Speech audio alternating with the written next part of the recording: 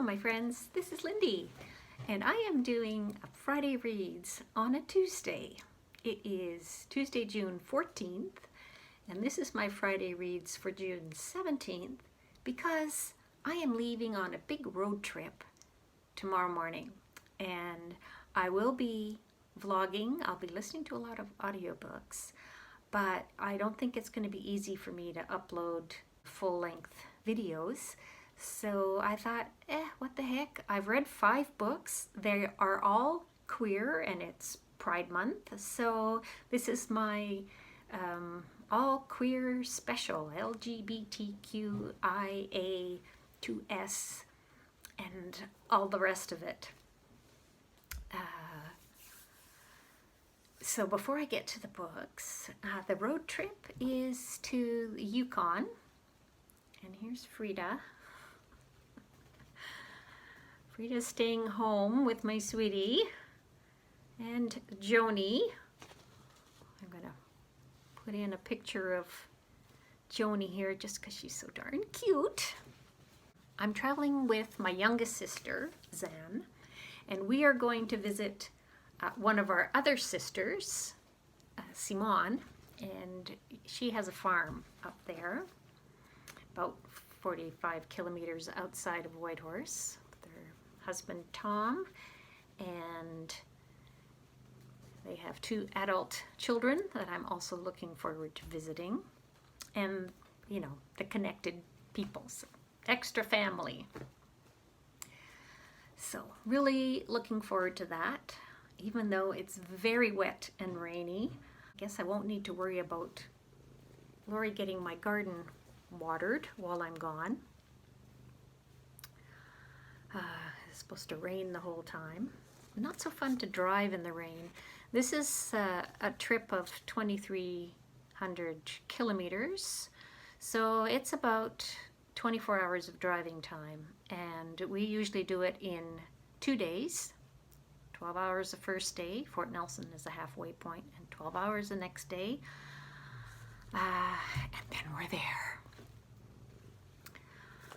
Road trips are not my favorite thing, although I do look forward to the audiobook aspect, and the scenery is fantastic. We'll be on the Alaska Highway, going through the mountains, and it really is beautiful.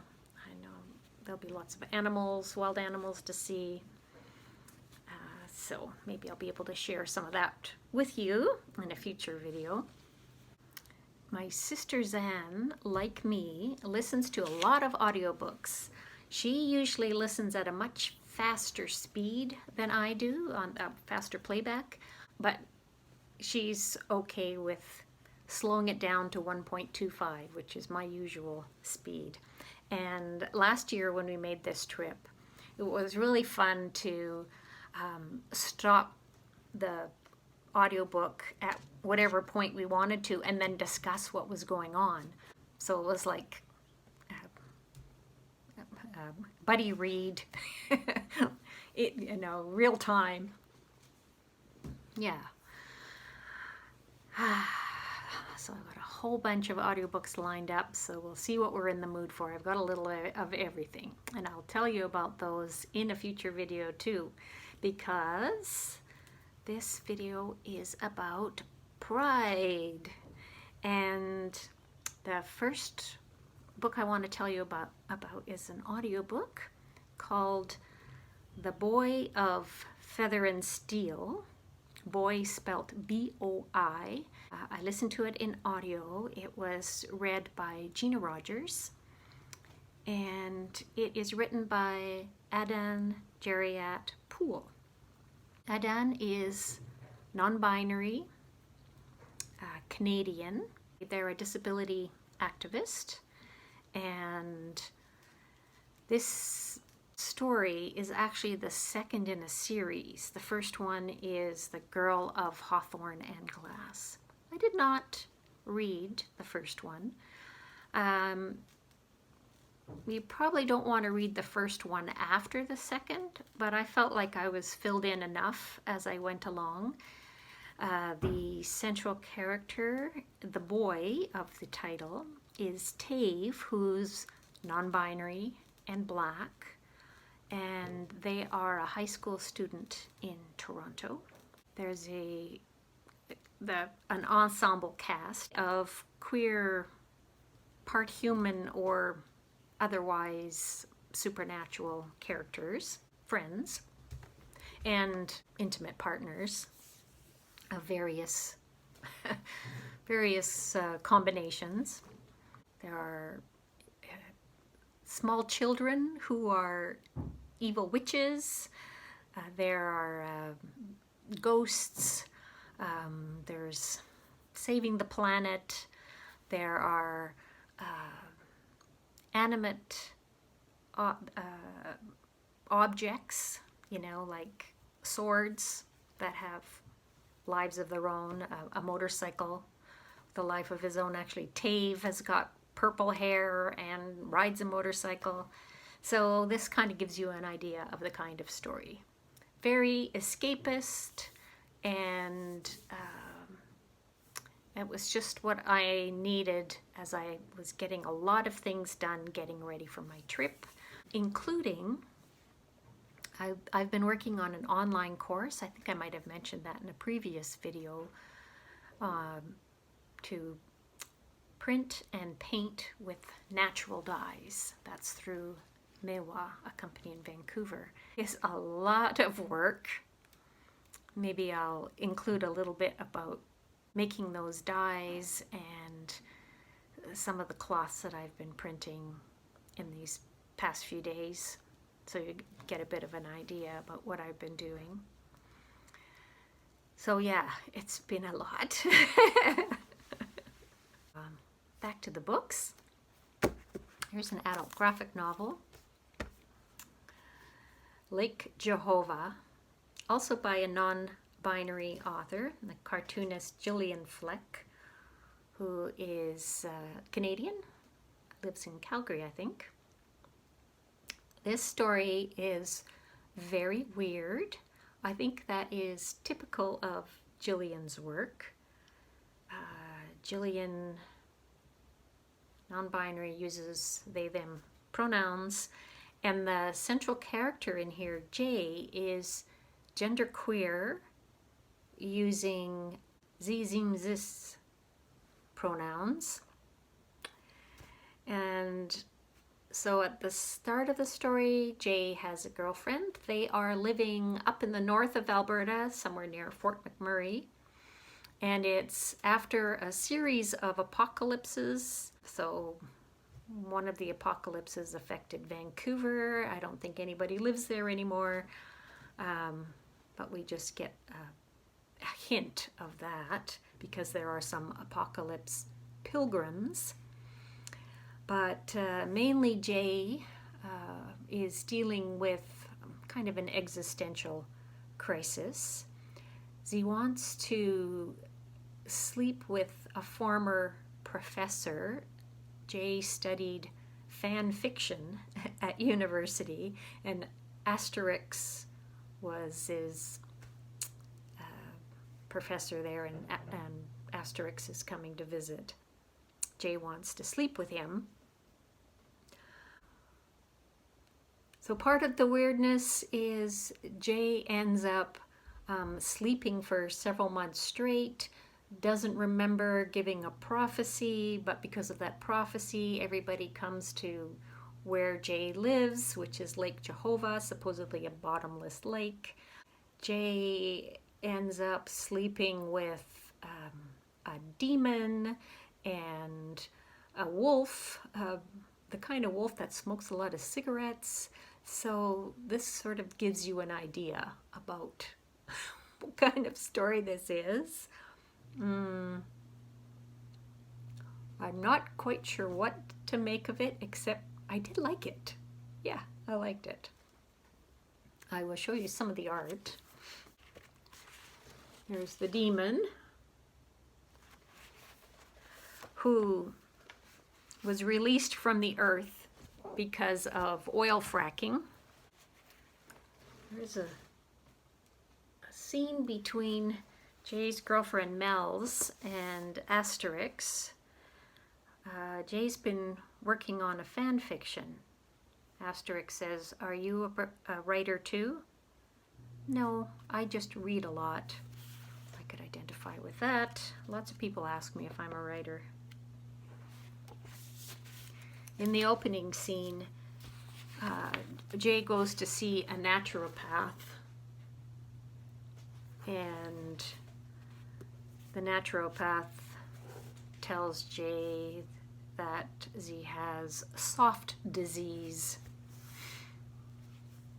and there's nothing to do, you're just being dramatic. The doctor also says things will get better or maybe worse. Keep me posted. Things do get worse, I think, before they get better for Jay in Lake Jehovah. I listened to a middle grade audiobook adaptation of a graphic novel by Knisley. And it's also second in the series, the Peapod Farm series, I think it is. But the one that I listened to is called Apple Crush. And I was just really curious about how this graphic novel would be adapted to audio format. And I think it's very successful. It's the story of stepsisters, I guess they are. Jen, whose mother divorced, and now she's got this boyfriend who has a farm. And the boyfriend has 2 daughters, so Andy and Jen are about the same age, and I think they're in grade 6 or so. Andy has a crush on a boy, and Jen does not understand at all about what romantic crushes are. So we've got ace representation in this story. She says, I hate all this romance stuff. I feel like I'm left out or embarrassed, like all the time, or I just feel like some weirdo because I don't want a boyfriend. She does have a friend who is a boy, and everybody keeps calling them girlfriend and boyfriend, and they don't feel that way. She tells her stepsister, they're just friends, and the sister says, my dad says men and women can't be just friends. So Jen says, your dad is stupid. Another booktuber, Jack of Spreadbookjoy, was particularly interested in graphic novel adaptations to audio. So I'm going to tag her in this so she knows about it. So good for people who have our visual impairment. And the full cast, I think that, and not just full cast, but there's a Foley artist as well, I believe, with other sounds. So would be a good light family listening in a car. And it's short, it's only an hour long. According to something that I read outside of the book, these stories are based on Lucy Knisley's own experiences as a child. So, yeah, that's pretty cool.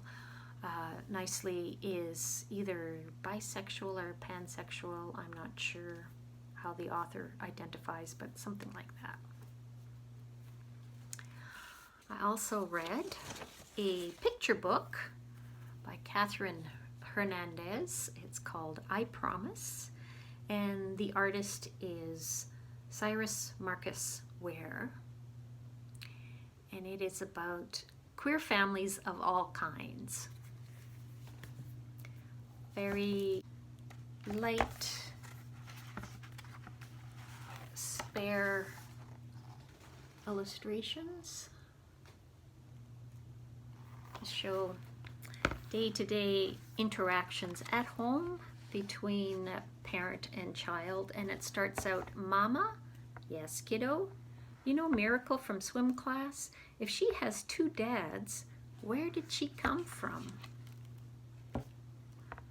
And And the answer is that she came from a promise that every child deserves a safe home, a super comfy bed to sleep on, and one more story before nighty-night. And it continues on with all kinds of different sorts of queer families that the child is asking her mother about. So that was, I promise, be a good book for discussion between parent and child, I think.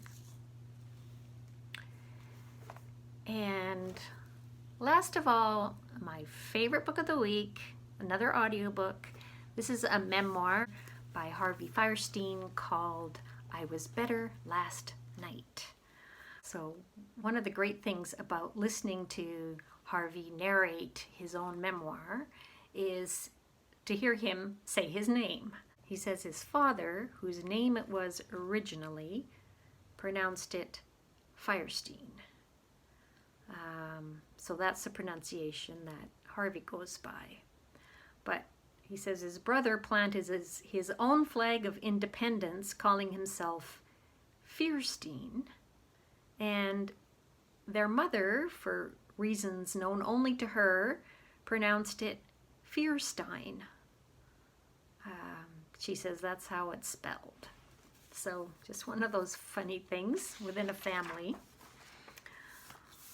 Oh, he has so many memories about, of course, the shows that he was in, but also, gay life from when he was in his teens and in his 20s. He talks about Arthur Bell, who was a culture writer for the Village Voice, who was arrested for holding another man's hand as he crossed the street. You heard correctly, is what Harvey says. It was 1973, and you could still be arrested for holding another man's hand in public. And his style is just so much like he's right there talking to you. So this is an example. I have to tell you this one story of a night at Ted's. Debbie Reynolds was playing in Woman of the Year. She wandered into backstage on a Saturday night and got happy quite quickly. So just the way that he says happy, you can hear the quotes around, and know what he's talking about. Thanks, Frida. So, I Was Better Last Night. It's outstanding. I highly recommend it. I think that's it. You want to stick around and see a little bit of my dye projects and maybe a little bit of my garden. I took a quick video because I'm not going to see it for 10 days and I miss my garden. So thanks for watching, and I hope you will check back and see my vlog posts as well. Bye for now.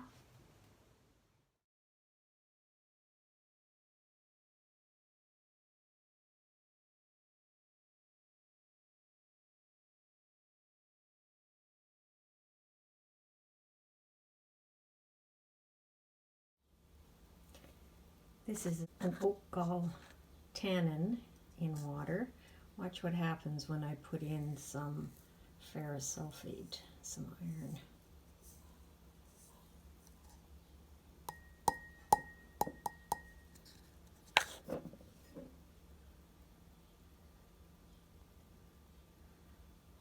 I'm making a dark gray or a black, and then I'm going to thicken this with some gum tragacanth.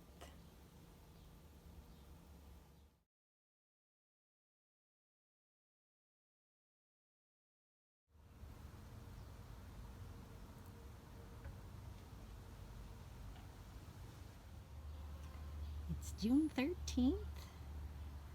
The roses are blooming, the shrub roses. This is, well, the tag said it was a Martin Frobisher. I've had this rose here for over 30 years. I have a Rosarian friend who had a close look at it and said he thinks it's a Thérèse Bouguenet. So, not sure what her name is, but it doesn't stop me from loving her. There's the little